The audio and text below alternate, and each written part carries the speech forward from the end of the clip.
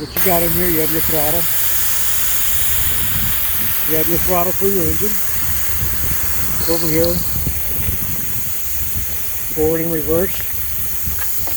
I have a little lever put on top of here. You can see the mechanism on the valve gear working all up there to make it go forward or reverse. There's a blower, so you always constantly have steam going through and pulling fire through the boiler. And you have to do that when you're stopped, but you shut it off when you're going. Has a water in the back here, of course. It's got a hand pump, but it also has an axle pump, so you could pump while it's on the go, or fill up while it's on the go. And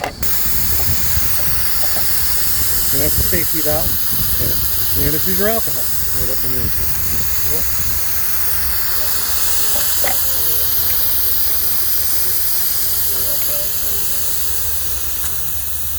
Sounds like a real one.